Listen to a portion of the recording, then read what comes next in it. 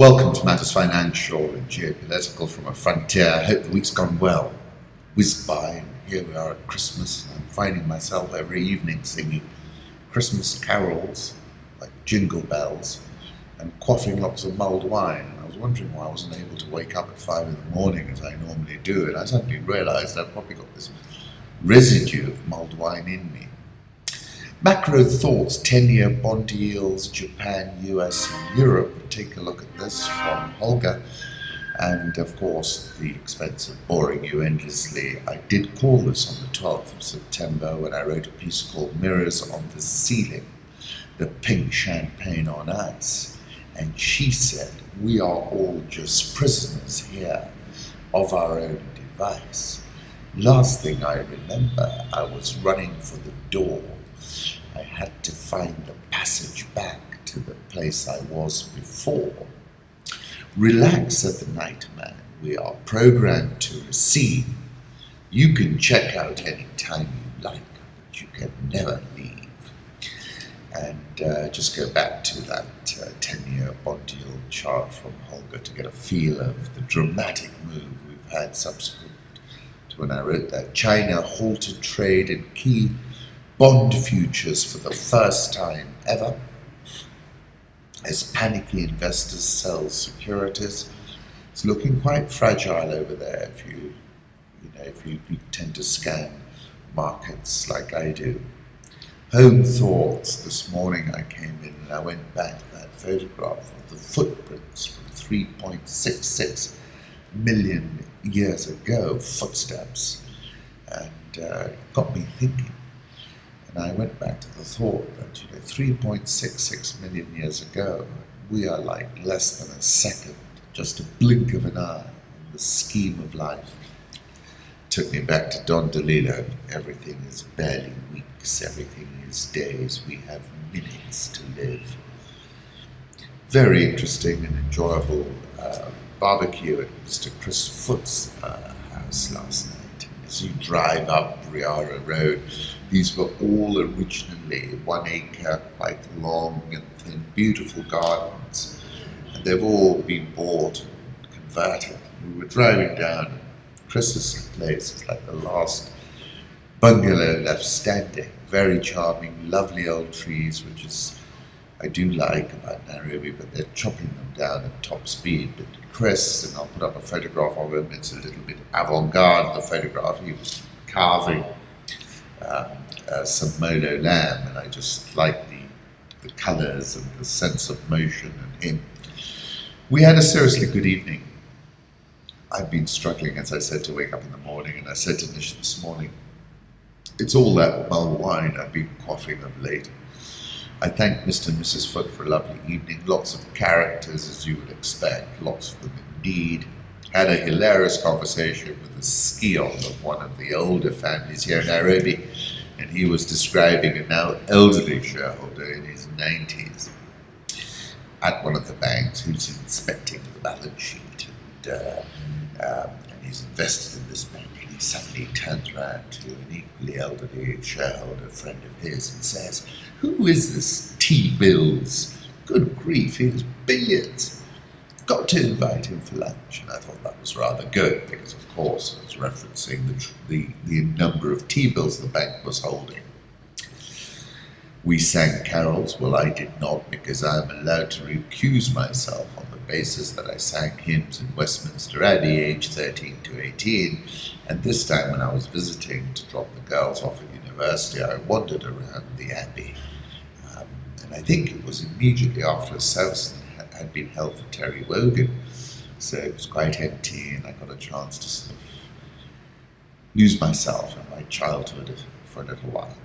Microsoft says virtual reality will soon have some mind-bending effects, just like LSD. That's the thought. David Yarrow, for anyone that owns this image, the killer, well done. Another sale in New York yesterday means that it is as good as sold out. Take a look at this photograph of Mount Ololokwe. This is from the Kenyan camper. And then have a look at my video that we took. We took a helicopter ride from Sirikoi Lodge up to Mount Ololokwe. We came back again. And we sort of filmed the whole thing. And if you get a chance, do take a look. It's pretty spectacular. We flew over the Samburu. Mount Ololokwe has a distinctive flat-topped shape and cleft drops. This is a photograph from the hub, Karen, which I must say is been there last weekend, have a Burger King of all things. You tend to miss these things when they come, there's a sense of excitement. This was the first Burger King in Kenya, so we all trooped off. But it's a rather good shopping centre, actually. Sophie McNeil, thousands wait for evacuation in East Aleppo. This is a photograph from Sophie. That military equipment left by the Syrian army in Palmyra does not threaten US-led coalition, says the Ministry of Defense in Russia. And then this tweet from Rania Khalek. Years ago, Al-Qaeda was evil and its existence was invoked to justify global war. Now US outsources war to Al-Qaeda and media romanticizes them. That cannot be gainsaid. It really is quite shocking, I find. Assad, for all his faults, was a pluralist, whereas these other folks are head choppers and mercenaries. There's nothing to offer. All these commentators who seem to support, I want to pack them all off there with their kids and say, go and live under them, see how you like it, because they certainly won't, but they seem to be prepared to have other people live under them. US intelligence officials now believe with a high level of confidence that Russian President Vladimir Putin became personally involved in the covert Russian campaign. High level of confidence implies that the intelligence is nearly incontrovertible. President Obama has vowed to take action against Russia for its apparent interference in the US presidential election. I think there is no doubt when any foreign government tries to teach the integrity, tries to impact the integrity of our elections, that we need to take action, and we will at a time and place of our choosing, he said. He said he had spoken to Russian President Vladimir Putin about the hacking and said his counterpart was aware that the US would seek retaliatory action, some of it explicit and publicized, some of it may not be. The White House says Trump was obviously aware that Russia was behind the election hacks. Mr. Putin is well aware of my feelings about this, because I spoke directly about it. To go back to my piece, the 5th of December, which is Putin's parabolic rebound. And I started with Don DeLillo. This specialist is monitoring data on its mission console when a voice breaks in, a voice that carried with it a strange and unspecifiable poignancy. I find that very powerful. I don't know why. I think, do get contact. Somehow I imagine it would be strange and poignant. He checks in with his flight dynamics and conceptual paradigm officers at Colorado Command. We have a deviant tomahawk. We copy, there's a voice. We have gross oscillation here. There's some interference. I've gone redundant, but I'm not sure. It's helping. We are clearing an outframe to locate source. Thank you, Colorado. It's probably just selective noise. You are negative red on the step function quad. It was a voice, I told them. We have just received an affirm on selective noise. We will correct Tomahawk. In the meantime, advise you to stay redundant. The voice, in contrast to Colorado's metallic pigeons, a melange of repartee, laughter, and song, the quality, the purest, sweetest sadness. Somehow we were picking up signals from radio programs of 40, 50, 60 years ago. I have no doubt that Putin ran a seriously 21st century, predominantly digital program of interference, which amplified the Trump candidacy. POTUS, President-elect Trump, was an ideal candidate for this kind of support. He is a linguistic warfare specialist. Now we're saying, you've got to think of two things: plausible deniability This is the key test for Putin, if you think about it. And the second thing is non-linearity. And I'm saying, digital is quite a linear system. You can spot very quickly who's orchestrating what. We spend a lot of time doing that, interestingly enough. And an extreme example is the Mombasa governor, who must be so vain that he's not very knowledgeable, because he hired somebody who did this social media campaign where it was copied verbatim. He could identify 300 bots and knew what was going on. Sanger NYT followed up on the same story with details about the nature of the hotline used by the White House to communicate to Russia in this matter. It's quite interesting. Have a look at that.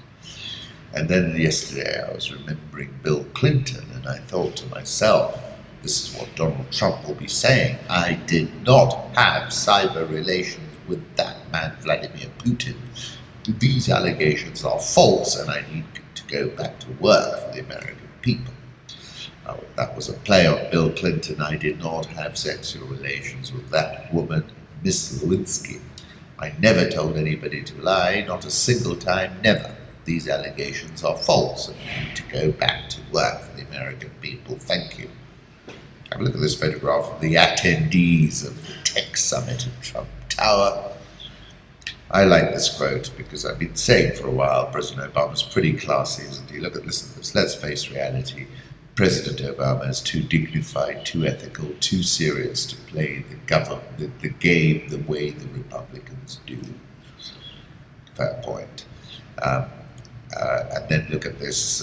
Is this the story that set Donald Trump off this morning? This is the Vanity Fair, which panned his Trump grill and apparently inflamed him to respond on Twitter.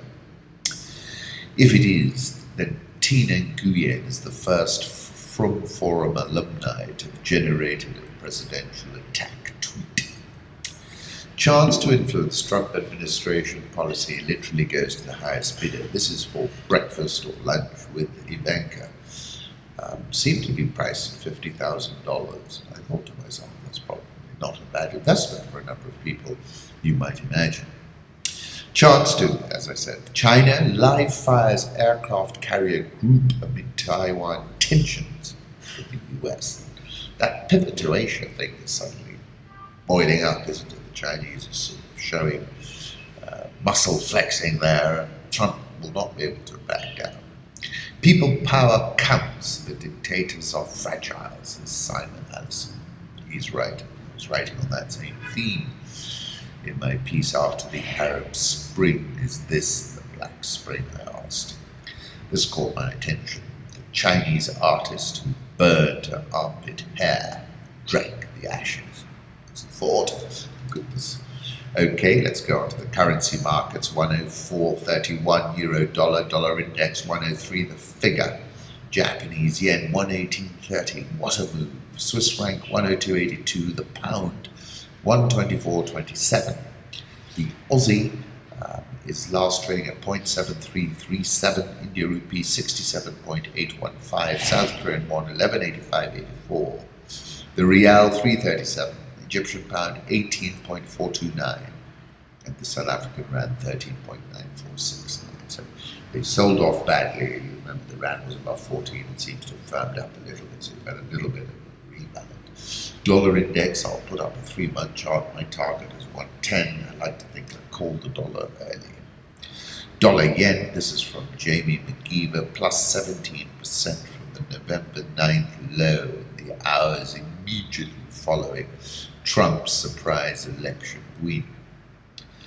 And that's an interest rate play, right? Because the Japanese have held 10-year yields down at 0%. The spread between that and the US has widened dramatically, which has sucked in money into the dollar and away from the yen. Euro versus the dollar, 104.36. My view is you sell bucket loads with a 105.70 stop, because that 105 area is now resistance. Commodity markets, let's take a look at gold, 1132.50, not going anywhere. Crude oil, $51.80, WTI. I made a bold call on the 28th of November when I said I do not see WTI trading above $60 under any circumstances through 2017. I was suggesting traders can sell $60 strike call options with a 1-year maturity into a price rally and pocket the premium. Sub-Saharan Africa, well, it's going to be a weekend of high drama in Kinshasa. A very powerful investigative report by Bloomberg Africa with his family's fortune at stake. President Kabila digs in. In his only public speech this year, Joseph Kabila, president of the DR Congo, was defiant about his refusal to hand over power when his final term ends on December the 19th. I cannot allow the republic to be taken hostage by a fringe of the political class, he told Parliament last month as members chaired. His presidency had brought peace and economic growth to Congo, the 45-year-old said, outlining reforms he'd made in telecommunications, mining, energy and banking. What he didn't say is how some of his own family members are among the biggest beneficiaries of those changes, including his sister Janet and brother Zoe, who both listened from the front row as elected members of Parliament. Together, the Kabilas have built a network of businesses that reaches into every corner of Congo's economy and has brought hundreds of millions of dollars to the family, a Bloomberg News investigation has found. The sprawling network may help explain why the president is ignoring pleas by the US, the European Union, and a majority of the Congolese people to hand over power next week, though his advisors dispute this. Kabila's refusal to step down threatens to thrust his country back into the kind of chaos that cost millions of lives after his father took power nearly 2 decades ago. It could also destroy the tenuous stability that attracted international investment, mainly from mining giants like Freeport, Rohan, and Glencore, and turned Congo into Africa's biggest producer of copper, tin, and cobalt. S&P lowered Congo's investment outlook to negative in February. It affirmed that in August. The last civil war destroyed the country's copper industry, cutting production by more than 96% by the time the conflict ended in 2003. Since then, foreign investment has helped generate more than 100,000 jobs in mining and oil alone, tripled the size of the economy, and allowed the family's empire to flourish. Over that period, Kabila and his siblings have assembled an international business network stretching across at least 70 companies. According to these documents that Bloomberg News have put together, Kabila's interest by amassing an archive of hundreds of thousands of pages of corporate documents shows his wife, 2 children, 8 of his siblings control more than 120 permits to dig gold, diamonds, copper, cobalt, and other minerals. 2 of the family's businesses alone own diamond permits and stretch more than 450 miles across Congo's southwestern border with Angola. Family members have stakes in banks, farms, fuel distributors, airline operators, a road builder, hotels, a pharmaceutical supplier, travel agencies, boutiques, and nightclubs. I like this little nuance. Another venture even tried to launch a rat into space on a rocket. I thought to myself, we're all misunderstanding President Kabila. He's the Elon Musk of Africa.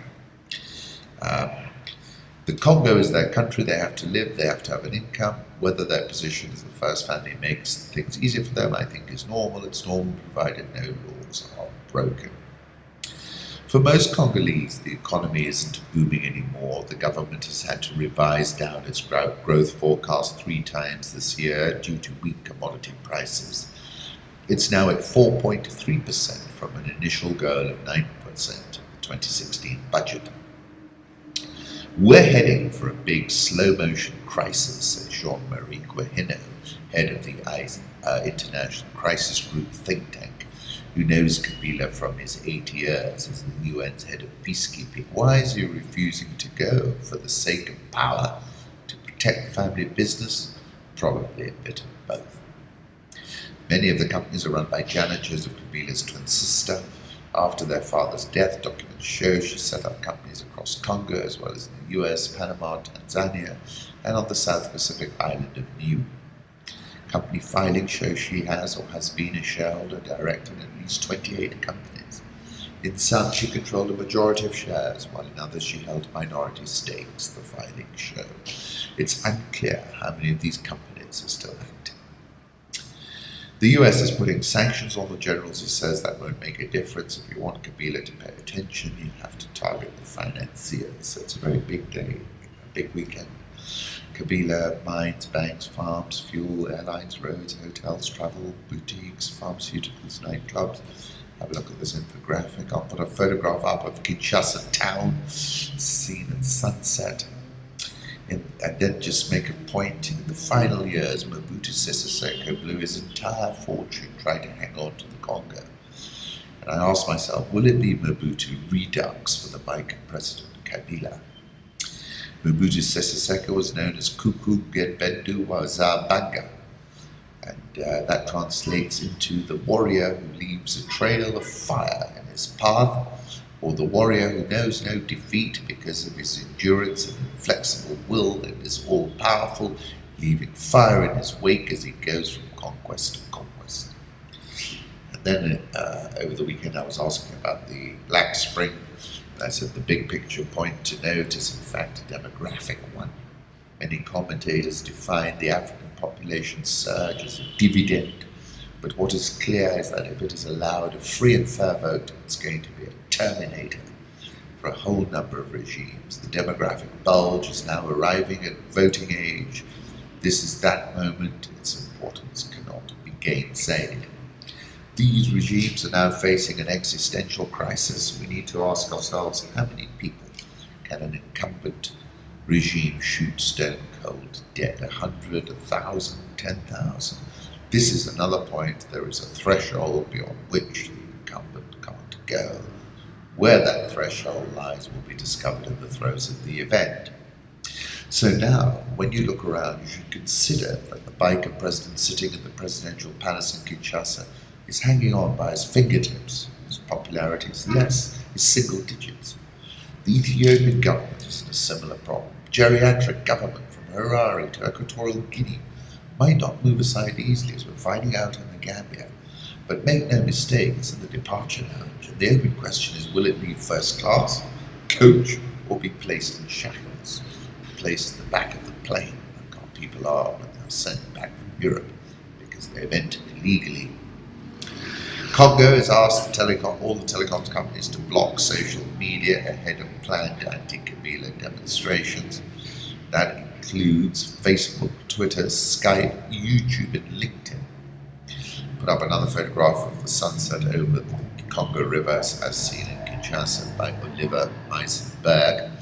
Standard Bank seeks to stop Zuma interfering in Gupta matter. You've got to read this, it's unbelievable. Companies linked to the Guptas and their Oak Bay investments fall into the category of politically exposed persons, Standard Bank said. Having conducted a due diligence on Gupta companies, Standard Bank said that continuing a relationship would increase its risk of contravening laws, including the Prevention of Organised Crime Act, the US's Foreign Corrupt Practices Act, and the UK's Bribery Act. When asked about allegations in the media, information from representatives for the Guptas were found to be insufficient, unconvincing, and in one instance, demonstrably dishonest. Well, that's that. Donald Trump's pick for Secretary of State has a slippery history with Africa's oil, reports Quartz Africa.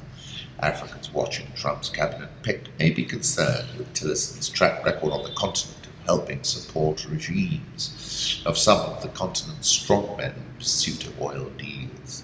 Based on Tillerson's record on the continent, it's also likely that human rights and environmental policy take a back seat to more pragmatic deal-making, say analysts. In Equatorial Guinea, ExxonMobil has facilitated the autocratic regime of the Obiang family by exploiting its oil reserves.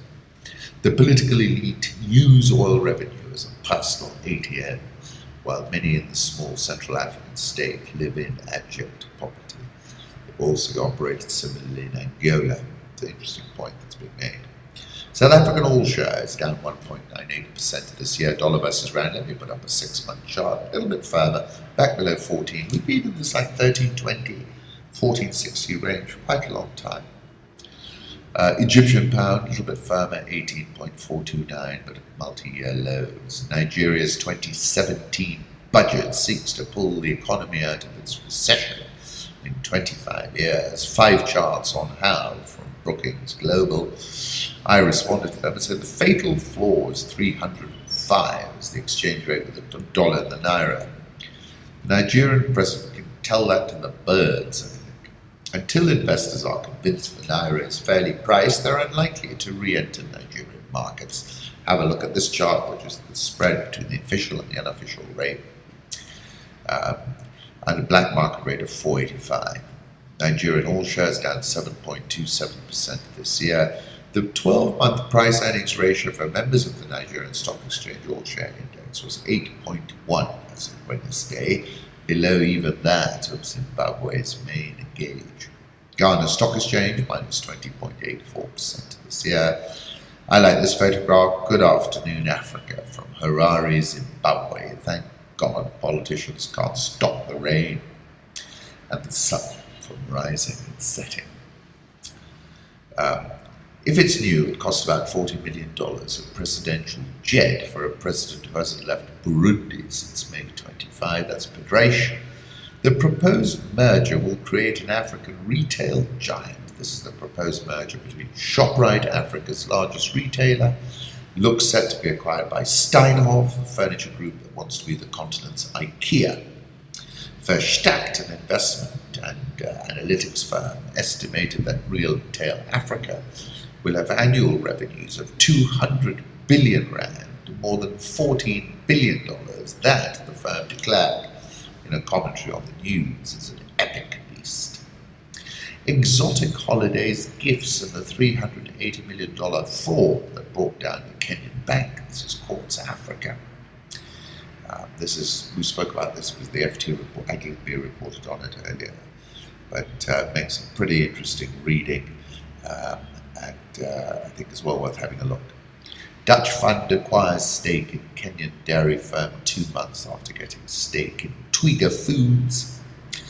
DOB Equity, a leading Dutch family-run private equity fund, has announced that it has taken up a stake in Kenya's Countryside Dairy Limited at an undisclosed value, describing it as one of Kenya's largest social impact investment in the dairy sector. According to the Kenya National Dairy Master Plan 2010 estimates, the Kenya dairy subsector is valued at more than 100 billion shillings. It is the single largest contributor to Kenya's agricultural GDP, higher than tea and horticulture. A rhino with its calf on Old Pajetta. This year we have had an incredible 15 rhino births, bringing our total population of rhinos to 143, say Old Pajetta. Kenya shilling at 102.21. Nairobi all share down 10.12%, so 12-week low or 14-week low. NSE20 down 22.54%, and at a similar low as well. It's pretty bearish conditions in the stock exchange. Once again, thank you for stopping